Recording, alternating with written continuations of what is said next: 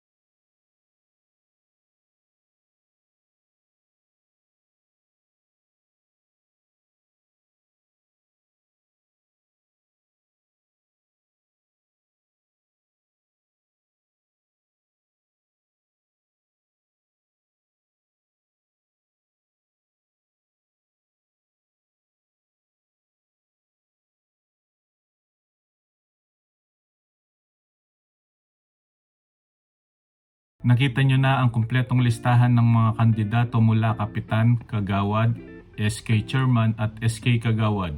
Piliin nyo at kilatisin kung sino ang inyong mga pambato sa darating na Oktubre 30 at suriin kung sino-sino ang mga karapat-dapat para manluklok at makatulong sa mga kabarangay natin. Pakinggan at panoorin natin ang ilang mga kabarangay at panelists sa mensahe nila para sa kanilang sariling opinyon mula sa debate na inoorganisa ng Armstrong Squad Channel. Tara, G ka na ba? Go!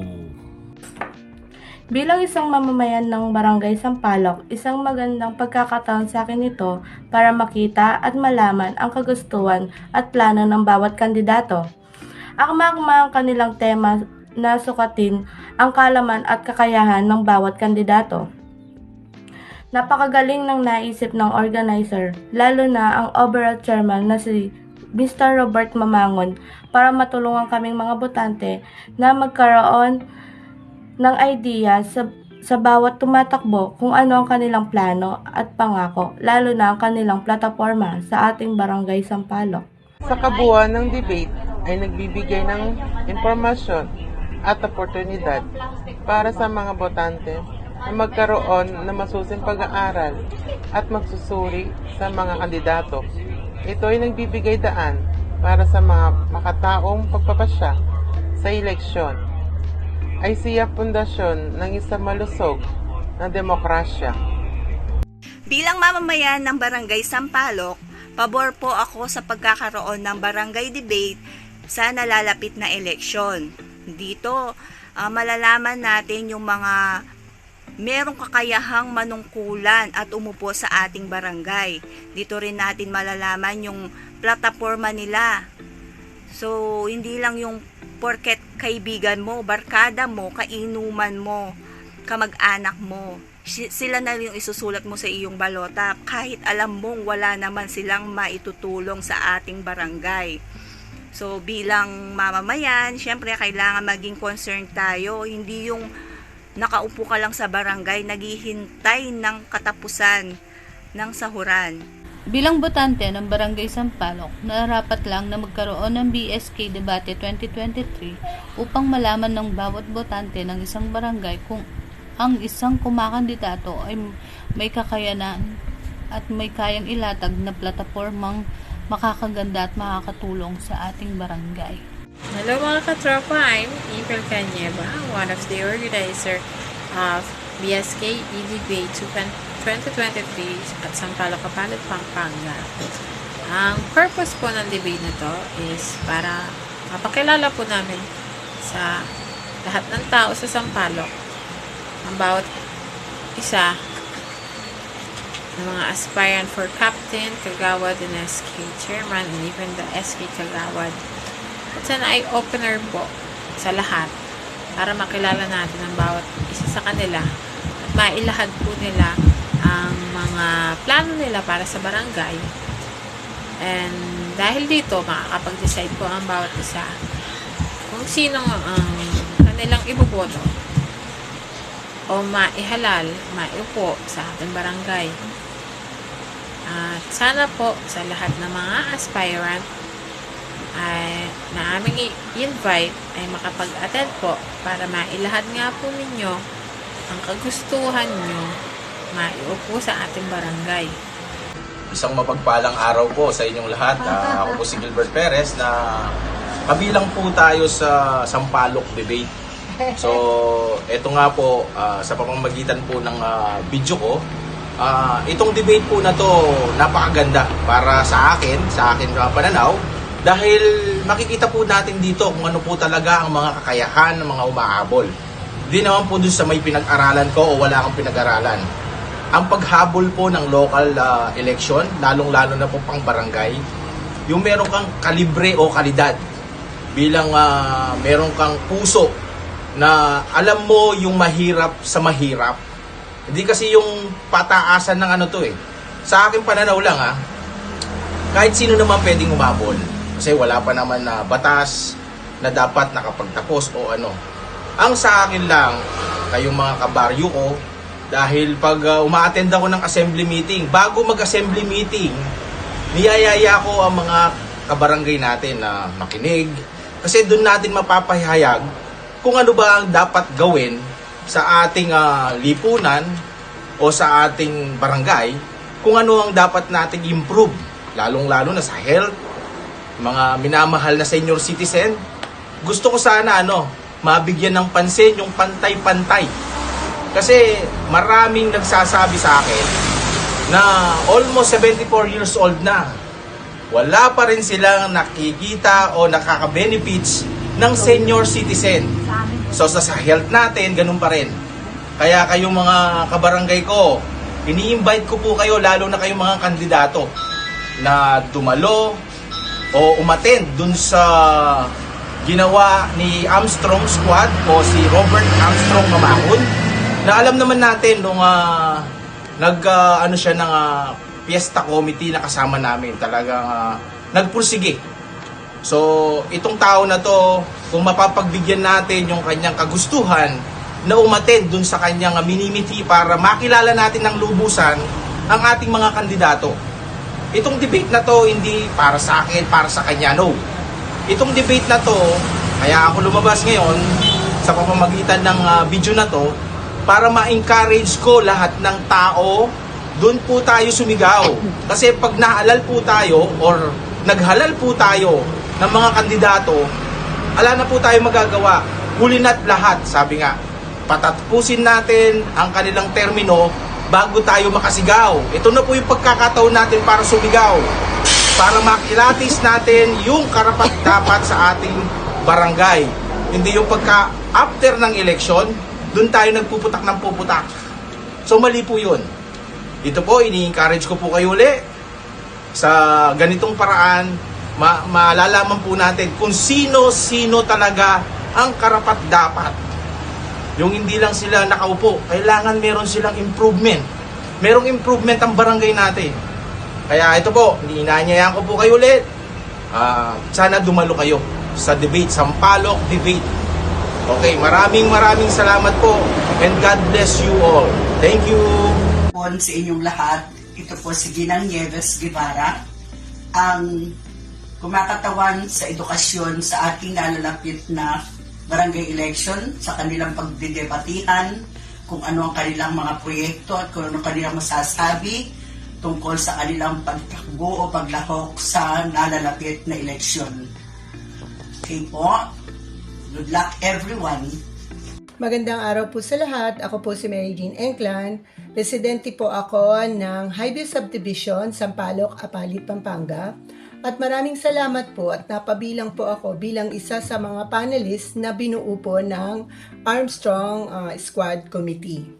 Mahalagang makilala ng mga botante kung sino ang mga kandidatong tumatakbo, ang kanyang paninindigan, pagkatao at kung nasa puso ang layunin para sa taong bayan. Sa pamamagitan ng debate, malalaman ng mga botante at sa ganitong paraan, nakikilatis natin kung ano ang pananaw at plataporma ng mga tumatakbong kapitan, kagawad, SK chairman. Hindi natin nakakausap ng personal ang mga kandidatong ito. Kaya mahalaga ang ganitong programa na may nabubuong adhikain. Isa lang ang hangarin natin sa debating ito, masuri at mas makilala pa natin ang mga susunod na maglilingkod sa ating barangay. Mahalaga po ito dahil makakatulong ito sa atin at sa kanila upang magkaroon ng mas malalim at pangunawa sa mga plataporma at mga programang nais nilang magawa para sa ating hinaharap at para na din sa hinaharap ng mga kabataan. Ang kahalagahan ng debate, pagpapakita ng kakayahan, pagsusuri sa issue, malinaw na pagpapahayag ng plataporma, transparency and accountability, pagkakaroon ng balance na diskusyon at tayo ay magiging inspirasyon sa iba. Ang debates ipinapakita dito sa mga leaders aspirants ay handang humarap sa mga hamon at magbigay ng kani-kanilang kontribusyon para sa ikauunlad at ikakaayos ng ating barangay. Asahan po namin ang inyong pagdalo, mga kabarangay, lalo na po sa mga kandidato. Naway tumugon sa imbitasyon para na din po sa inyo ito. To God be the glory. Amen. Salamat po. Bilang isang mamamayan ng Barangay Sampaloc, Apalit, Pampanga at nagmamalasakit at gustong tumulong sa mga kabarangay para maihatid ang wasto at ideya sa pagpili ng karapat-dapat at pumili ng nararapat na kandidato bilang kapitan, kagawad, SK chairman at nagbuo ang inyong lingkod ng komite na kinabibilangan ng dati kong kasamahan sa Fiesta Committee noong 2022 at yan ay sina Gilbert Perez, April Caneva, Jack Alparo Sikat, Kim Galang, Mr. Emelito Manlapas, Telma Ognilla at mga media group para may sakatuparan ang pinaplanong debate.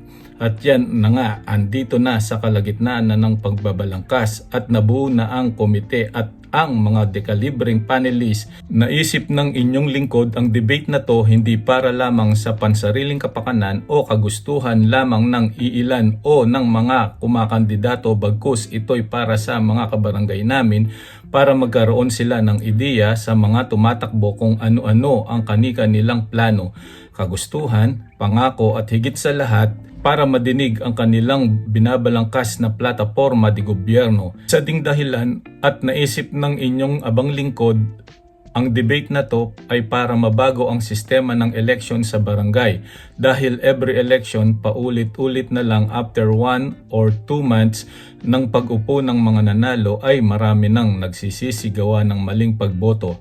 At dahil sa mga nagdaang election ay bukod sa magpa-file lang sila ng COC tapos kakampanya na lang pag campaign period tapos na ang buto-buto. Hindi man lang maririnig kung paano magsalita, magbigay ng solusyon sa mga problemas ng barangay ang kandidato. Dito sa debate na to, iparirinig ng bawat kandidatong dadalo ang kani-kanilang plano. Isa pa, naisip ko rin na maraming kandidato na may kakayanan at may galing pero salat sa kakayanan o makinarya lalong-lalo na sa budget dahil ang pagtakbo ay nangangailangan ng sapat na budget para manalo. Dito sa debate na to, may paririnig ang kani-kanilang plano para sa mamamayan sa barangay na libre pero hindi limitado ang kanilang pagpapakilala bilang kung sino sila at kung ano ang kanilang kakayanan. Kumuha rin ng mga dekalidad at professional na mga panelists para magtanong ng mga naakma at nakikitang problema ng barangay para masolusyonan. Pipilitin ng organizing committee na gagawin ang lahat ng makakaya para may patupad ng maayos at maganda debate na to. Ngayon pa lang nagpapasalamat na ako sa mga bumubuo ng organizing committee, sa mga panelists na tumanggap ng hamon para sa pagtatanong at lalong-lalo na sa mga kandidatong dadalo o tutugon sa imbitasyon ng komite. At panghuli sa ating poong may kapal na nagbibigay ng lakas ng loob at pangangatawan para sa mga binabalak na mga event o proyekto na isa sa katuparan ng grupo at ng Armstrong Squad Channel. Muli inaanyayahan po namin ang lahat na kabarangay ng Sampaloc na manood sa nalalapit na debate at ito'y alay namin para sa inyong lahat na kabarangay namin sa Sampaloc, Apalit, Pampanga. God is good all the time.